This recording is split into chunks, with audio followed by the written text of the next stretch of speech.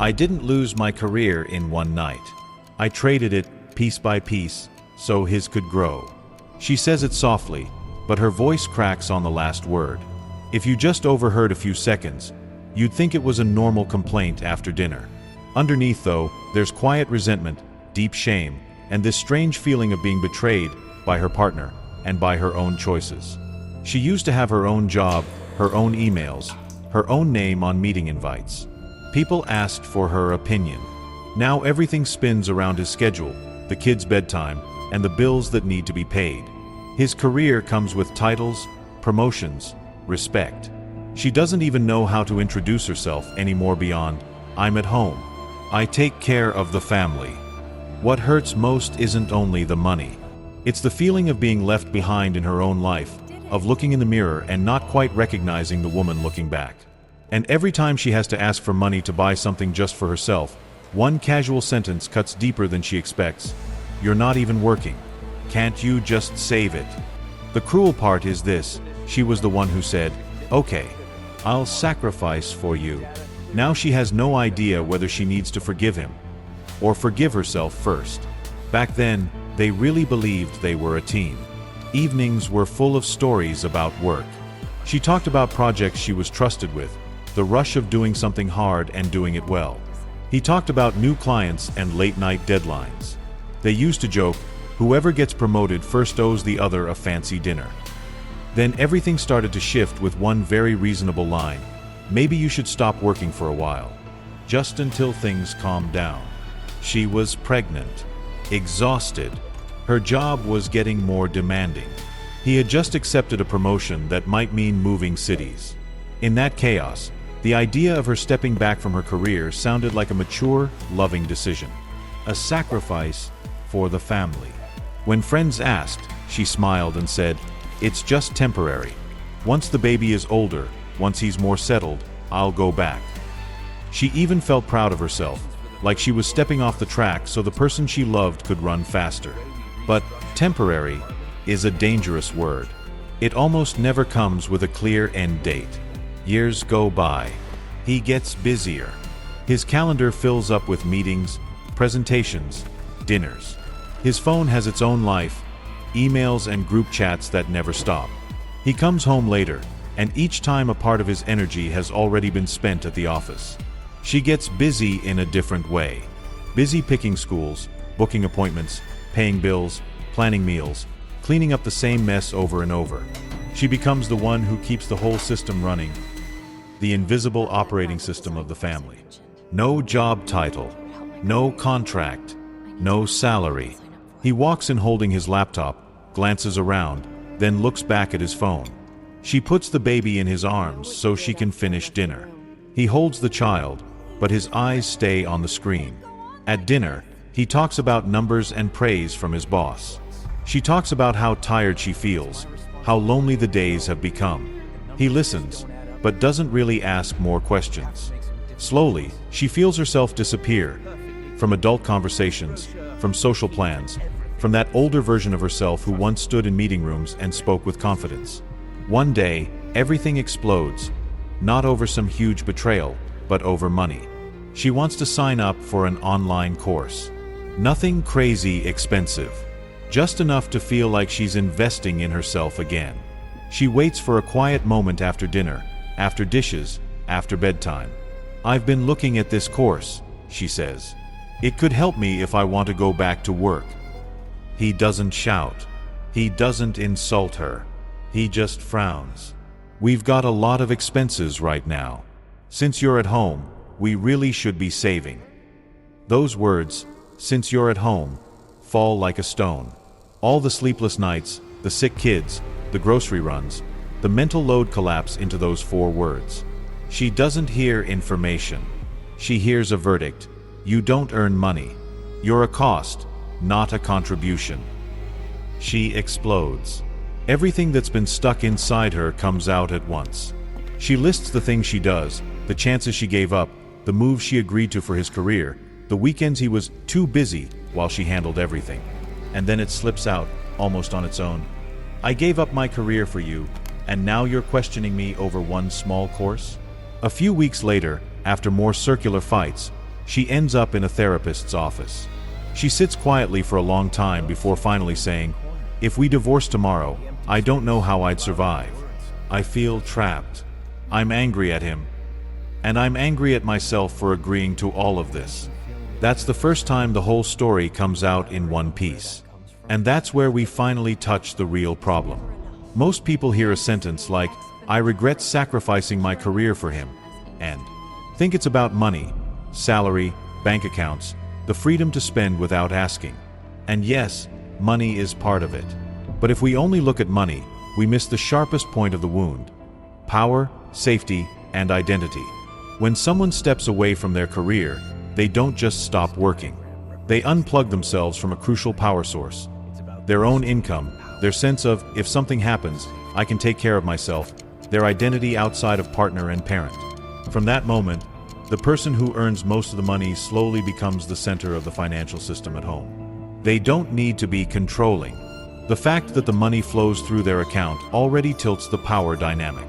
Even if both partners keep saying, "It's all family money," the dependent partner's nervous system knows the truth. If this ends, who can survive on their own?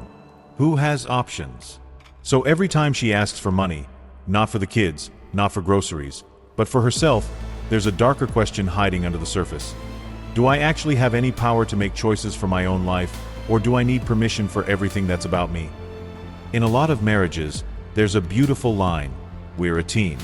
I work outside, you take care of the home. My success is our success." The problem isn't that this line is always a lie. It can be true. The problem is that very often, only one person actually feels successful.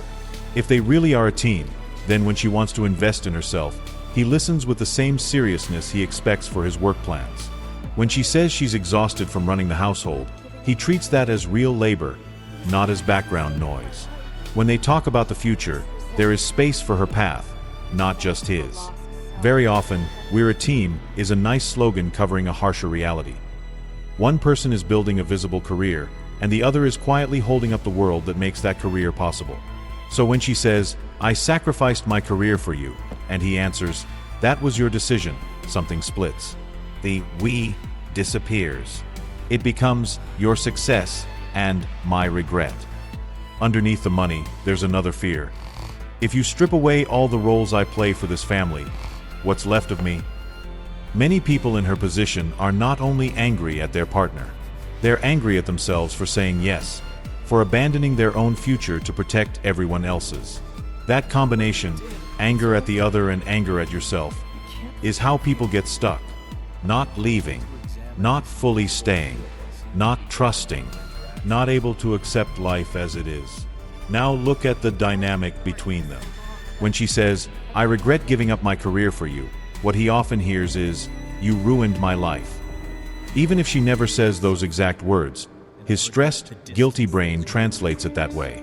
And like any human who feels accused, he defends himself. "I never forced you to quit. You said you wanted to stop. Is everything my fault now?" Or he shuts down. He gets quieter at home, stays longer at work, avoids any conversation that might turn into another argument. Every time he defends himself, she hears, "Your pain doesn't matter." Every time she explodes, he hears, "No matter what I do, I'll always be the bad guy." So the loop continues. She feels invisible and dependent. Resentment grows. She speaks up, but because she's been silent for so long, it comes out sharp. He hears attack, not pain, and armors up. She sees his distance and decides, he only cares about himself. Next round, everybody is already on edge. From the outside, it looks like they're fighting about a course, a budget, the dishes, who's more tired. But underneath, they're both trying to answer a single question. In this marriage, am I still a full person, or just a supporting character in your story? There is no magic sentence that can fix 10 years of quiet sacrifice. But there are small, honest shifts that can change the trajectory. The first is how you talk about the pain. Instead of "you never appreciate me," try something like, "I'm scared that everything I gave up, my job, my opportunities, doesn't really count. I don't want this fear to turn into hatred toward you, but that's the path I feel myself walking down." Instead of "you're selfish," try.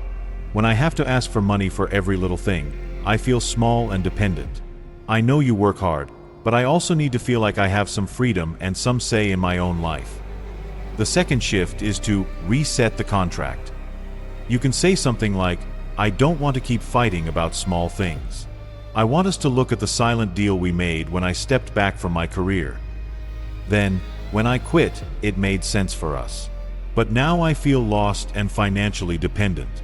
I'm starting to resent you, and I don't want that to be our story. Followed by clear, concrete asks, how can we make this feel fairer now?